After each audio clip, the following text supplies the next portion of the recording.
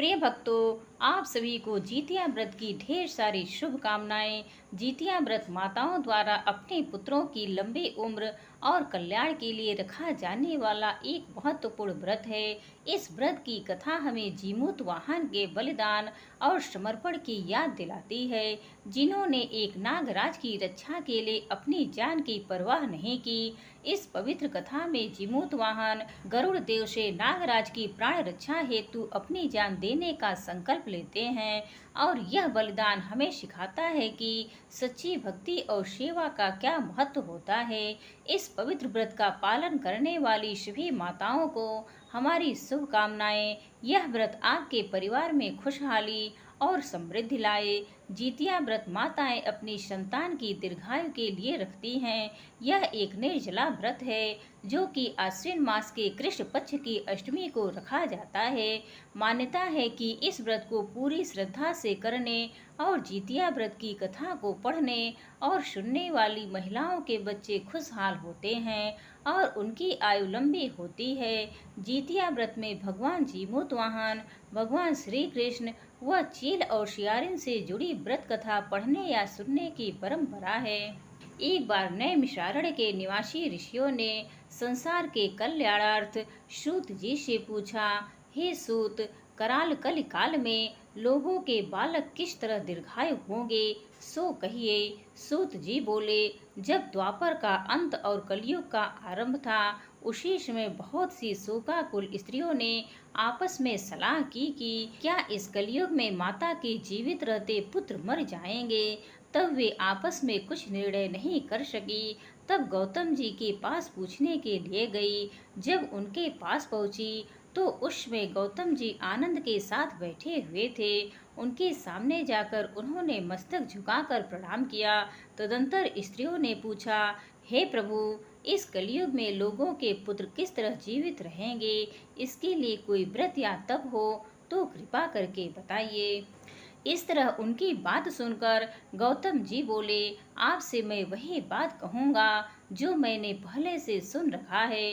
गौतम जी ने कहा, जब महाभारत युद्ध का अंत हो गया और द्रोणपुत्र अश्वत्थामा के द्वारा अपने बेटों को मरा देखकर सब पांडव बड़े दुखी हुए, तो पुत्र के शोक से व्याकुल होकर द्रौपदी अपनी सखियों के साथ ब्राह्मण श्रेष्ठ धौम्य के पास गई और उसने धौम्य से कहा, हे विपेंद्र, कौन सा उपाय करने से बच्चे दीर्घायु हो सकते हैं, कृपा करके ठीक ठीक कहिए। धौम्य बोले, सतयुग में सत्य वचन बोलने वाला, सत्य आचरण करने वाला समदर्शी जीमूत वाहन नामक एक राजा था। एक बार वह अपनी स्त्री के साथ अपने ससुराल गया और वहीं रहने लगा। एक दिन आधी रात के समय पुत्र के शोक से व्याकुल कोई स्त्री रोने लगी, क्योंकि वह अपने बेटे के दर्शन से निराश हो चुकी थी। उसका पुत्र मर चुका था। वह रोती हुई कहती थी, हाय, मुझ बूढ़ी माता के सामने मेरा बेटा मरा जा रहा है। उसका रुदन सुनकर राजा जीमूत वाहन का तो मानो हृदय विदीर्ण हो गया। वह तत्काल उस स्त्री के पास गया और उससे पूछा, तुम्हारा बेटा कैसे मरा है। बूढ़ी ने कहा, गरुड़ प्रतिदिन आकर गांव के लड़कों को खा जाता है। इस पर दयालु राजा ने कहा, माता, अब तुम रो मत, आनंद से बैठो, मैं तुम्हारे बच्चे को बचाने का यत्न करता हूँ। ऐसा कहकर राजा उस स्थान पर गया जहाँ गरुड़ आकर प्रतिदिन मांस खाया करता था। उसी समय गरुड़ भी उस पर टूट पड़ा और मांस खाने लगा। जब अतिशय तेजस्वी गरुड़ ने राजा का बायां अंग खा लिया तो झटपट राजा ने अपना दाहिना अंग फेर कर गरुड़ के सामने कर दिया। यह देखकर गरुड़ जी ने कहा, तुम कौन देवता हो, कौन हो, तुम मनुष्य तो नहीं जान पड़ते। अच्छा, अपना जन्म और कुल बताओ। पीड़ा से व्याकुल मन वाले राजा ने कहा, हे पक्षीराज, इस तरह के प्रश्न करना व्यर्थ है। तुम अपनी इच्छा भर के मेरा मांस खाओ। यह सुनकर गरुड़ रुक गए और बड़े आदर से राजा के जन्म और कुल की बात पूछने लगे। राजा ने कहा, मेरी माता का नाम सभ्या और मेरे पिता का नाम शालिवाहन है। सूर्यवंश में मेरा जन्म हुआ है और जीमूत वाहन मेरा नाम है। राजा की दयालुता देखकर गरुड़ ने कहा, हे महाभाग, तुम्हारे मन में जो अभिलाषा हो वह वर मांगो। राजा ने कहा, हे पक्षीराज, यदि आप मुझे वर दे रहे हैं तो वर दीजिए कि आपने अब तक जिन प्राणियों को खाया है वे सब जीवित हो जाएं। हे स्वामी, अब से आप यहाँ बालकों को न खाएं और ऐसा कोई उपाय करें कि जहाँ जो उत्पन्न हो वे लोग बहुत दिनों तक जीवित रहें। धौम्य ने कहा कि पक्षीराज गरुड़ राजा को वरदान देकर स्वयं अमृत लाने के लिए नागलोक चले गए। वहां से अमृत लाकर उन्होंने उन मरे मनुष्यों की हड्डियों पर बरसाया। ऐसा करने से सब लोग जीवित हो गए जिनको कि पहले गरुड़ ने खाया था। राजा के त्याग और गरुड़ की कृपा से वहां के लोगों का कष्ट दूर हो गया। उस समय राजा के शरीर की शोभा दूनी हो गई थी। राजा की दयालुता देखकर गरुड़ ने फिर कहा, मैं संसार के कल्याणार्थ एक और वरदान दूंगा। आज आश्विन कृष्ण सप्तमी से रहित शुभ अष्टमी तिथि है। आज ही तुमने यहाँ की प्रजा को जीवन दान दिया है, सो इस तिथि को जो स्त्रियां उस जीवित पुत्रिका की और कुश की आकृति बनाकर तुम्हारी पूजा करेंगी तो दिनों दिन उनका सौभाग्य बढ़ेगा और वंश की भी वृद्धि होती रहेगी। हे महाभाग, इस विषय में विचार करने की भी आवश्यकता नहीं है। हे राजन, सप्तमी से रहित और उदया तिथि की अष्टमी को व्रत करे, यानी सप्तमी विध अष्टमी जिस दिन हो उस दिन व्रत न कर शुद्ध अष्टमी को व्रत करे और नवमी में पारण करे। जीमूत वाहन को इस तरह का वरदान देकर गरुड़ वैकुंठ धाम को चले गए और राजा भी अपनी पत्नी के साथ अपने नगर को वापस चले आए। और आज महापुण्य फलदायी जितिया व्रत है। यह जितिया व्रत देवतुल्य संतान को देने वाली मानी जाती है। इस व्रत के प्रभाव से संतान दीर्घायु होते हैं और यह सबसे कठिन व्रतों में से एक माना जाता है। इस व्रत को करने तथा कथा को श्रवण करने से जितिया व्रती महिलाएं जब तक जीवित रहती हैं तब तक जीमूत वाहन भगवान की कृपा से उस माता के पुत्र का कोई बाल भी बाका नहीं कर सकता। इस व्रत कथा के प्रभाव से पुत्र की आयु लंबी होती है और घर में सुख समृद्धि तथा लक्ष्मी का वास होता है। तो आप सभी भक्तजन इस पवित्र कथा को बड़ी ही श्रद्धा और प्रसन्न चित्त मन से पूरा अवश्य सुनिएगा। पौराणिक कथा के अनुसार दो बहनें थी, एक का नाम सुखिया और दूसरी का नाम दुखिया था। दोनों के नाम की तरह ही इन दोनों का भाग्य भी था। सुखिया अमीर थी और हमेशा सुखी रहा करती थी और दुखिया नाम के मुताबिक गरीब थी और वह बहुत दुखी रहती थी। और दोनों बहनें एक ही गांव में रहती थी। सुखिया के घर दुखिया काम करती थी, साफ सफाई करती, खाना बनाती और जो खाना बच जाता सुखिया वो खाना दुखिया को दे दिया करती थी। इस तरह से दुखिया का घर चलता था। समय बीतता गया। दोनों बहनों के दो दो पुत्र थे, यानी सुखिया के दो पुत्र और दुखिया के दो पुत्र। जब जितिया का व्रत आया तो हमेशा की तरह दोनों बहनों ने जितिया का व्रत रखा। उस दिन दुखिया सुखिया के घर काम करने गई। व्रत के दिन दुखिया ने सुखिया के घर चावल को फटका और साफ किया। उससे जो खुर्दी निकली उसने अपने पास रख ली और साफ चावल को सुखिया को दे दिया। फिर उसने साग चुना, पत्तियों को डंठल से अलग किया। यहाँ पर भी बढ़िया वाला साग उसने सुखिया के लिए रख दिया और जो बची हुई डंठल थी उसे अपने लिए रख ली। अब दुखिया सुखिया के घर खाना बनाकर अपने घर चावल की खुर्दी और साग का डंठल लेकर आ गई और इसी चावल की खुर्दी और साग की डंठल से खाना बनाकर उसने अपने बच्चों को खिला दिया और खुद भी खाया। इसके बाद दुखिया सोने चली गई। आधी रात हो गई और एक बूढ़ी महिला आई तथा उसके घर का दरवाजा खटखटाने लगी। तो दुखिया ने पूछा, आप कौन हो? तब उस बूढ़ी अम्मा ने बोला, बेटा मैं हूँ। दुखिया ने उठकर दरवाजा खोला और कहा, अम्मा आपको क्या चाहिए? आप इतनी रात यहाँ किसके लिए आई हैं? तब बूढ़ी औरत ने कहा, बेटी मुझे बहुत भूख लगी है, तुम खाने को दे दो। बुढ़िया उस बूढ़ी औरत को घर के अंदर ले आई और कहा, हम लोग बहुत ही गरीब हैं, आज मैंने खुर्दी का चावल और साग का डंठल बनाया है, क्या आप उसे खाओगी?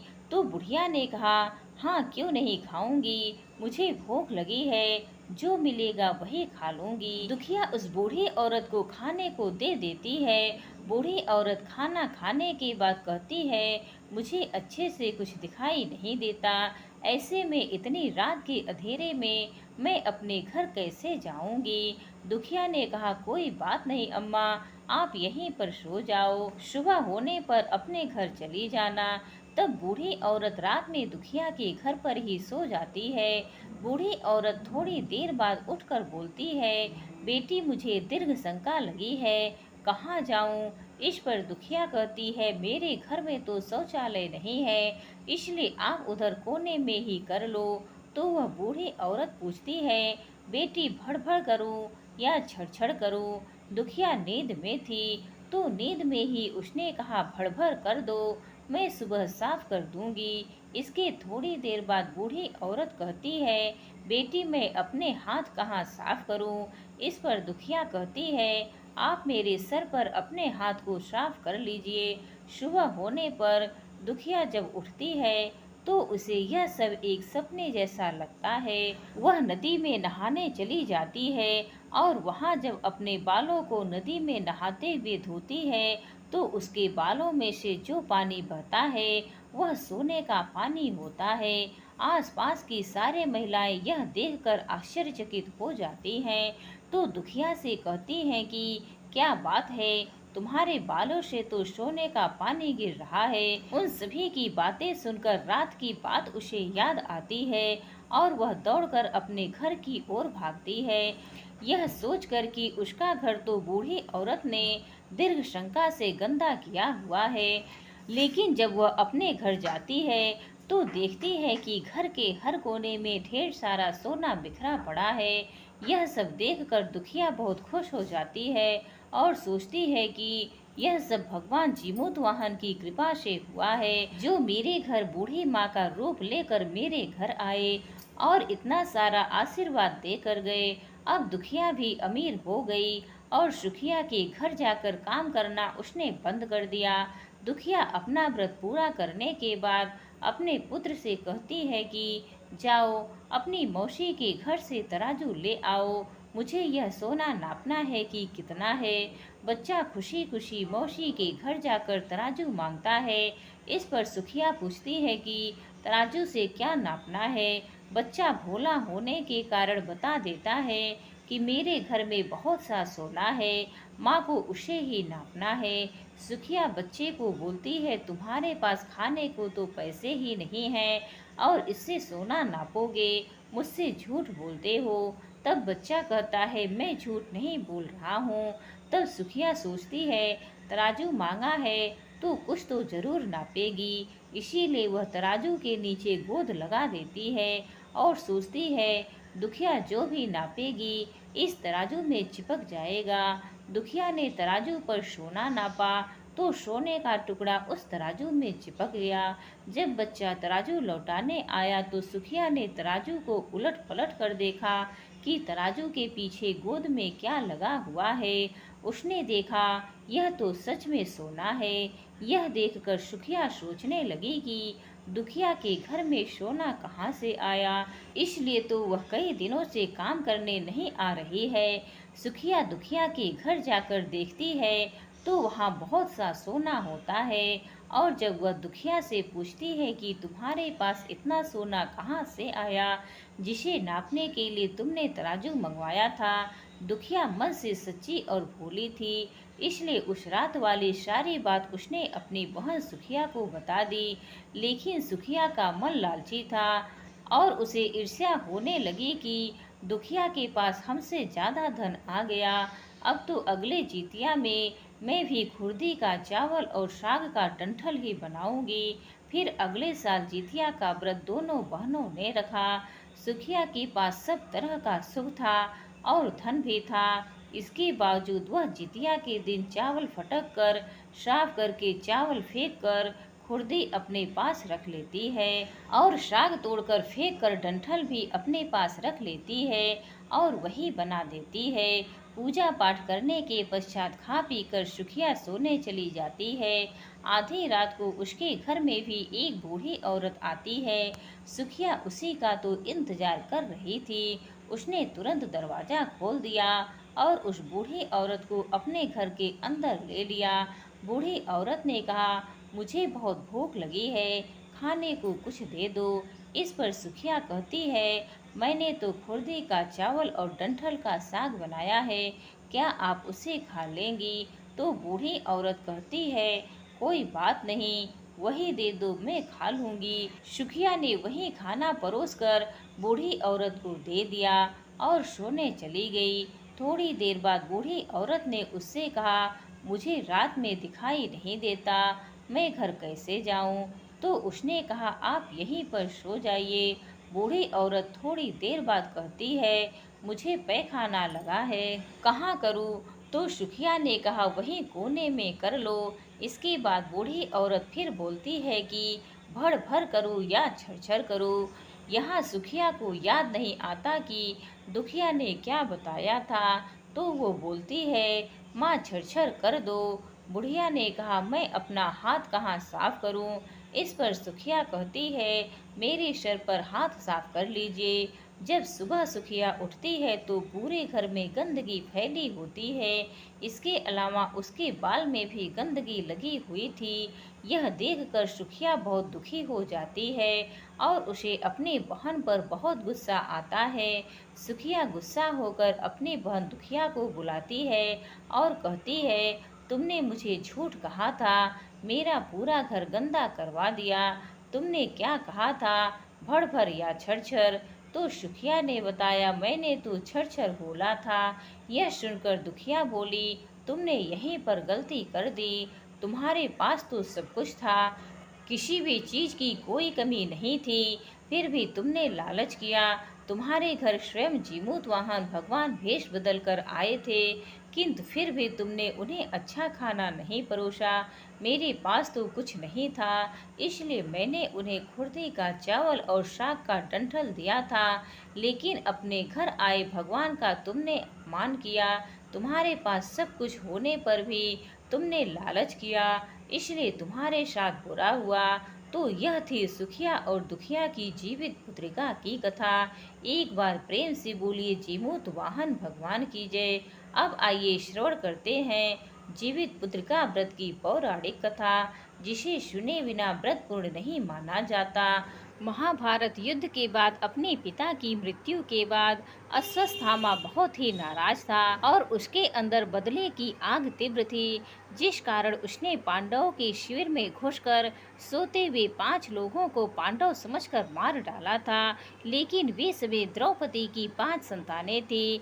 उसके इस अपराध के कारण उसे अर्जुन ने बंदी बना लिया और उसकी दिव्य मणि भी छीन ली, जिसके फलस्वरूप अश्वत्थामा ने उत्तरा की अजन्मी संतान को गर्भ में ही मारने के लिए ब्रह्मास्त्र का इस्तेमाल किया, जिसे निष्फल करना नामुमकिन था। उत्तरा की संतान का जन्म लेना आवश्यक था, जिस कारण भगवान श्री कृष्ण ने अपने सभी पुण्यों का फल उत्तरा की अजन्मी संतान को देकर उसको गर्भ में ही पुनः जीवित किया।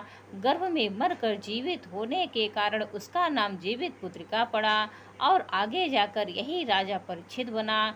तब ही से इस व्रत को किया जाता है। प्रेम से बोलिए, जीमूत वाहन भगवान की जय, जीतिया माता की जय।